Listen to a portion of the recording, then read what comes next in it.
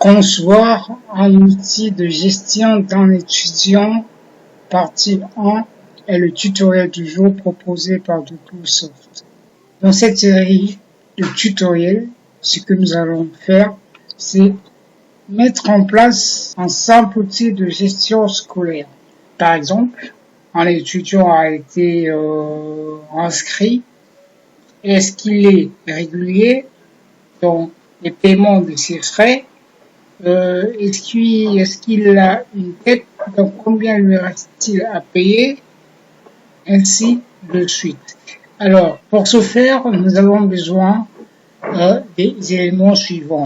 Donc, code étudiant, nom et prénom, date et lieu de naissance, adresse, sexe, établissement d'origine, redoublant, frais d'inscription, date d'inscription, frais mensuels, premier versement, deuxième versement, troisième versement, reste. Et à travers le code étudiant, nous aurons toutes ces informations, à savoir le nom et prénom, la date de naissance, l'adresse, son sexe, l'établissement d'origine et tout ce qui s'ensuit.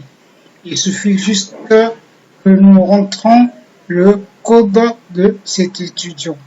Alors, nous allons commencer le travail. Donc, ce qu'il y a à faire pour un départ, c'est ajouter une bordure. Cliquons tout simplement ici, toutes les bordures. Ce que nous allons faire à partir d'ici, c'est de tout simplement créer une liste déroulante. Pour ce faire, nous cliquons sur l'onglet Données, validation des données, sur Autoriser, nous cliquons sur cette flèche, puis nous choisissons Liste, nous cliquons dessus. Au niveau de la source, prenons notre table étudiant, donc la feuille étudiant, celle-ci, pour la simple raison que c'est ici que nous allons retrouver le code de l'étudiant concerné.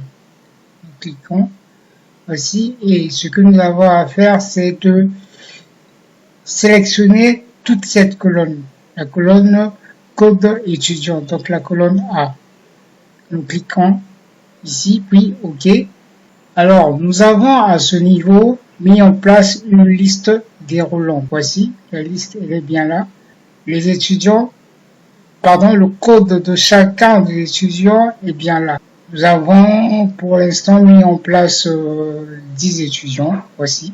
Dorénavant, ce que nous aurons à faire, à chaque instant que nous sélectionnons un code, normalement, nous avons son nom et prénom, sa date et lieu de naissance, son adresse, son sexe et tout ce qui s'ensuit. Alors, nous allons donc examiner la partie nom et prénom, mais cela fait l'objet du tutoriel suivant.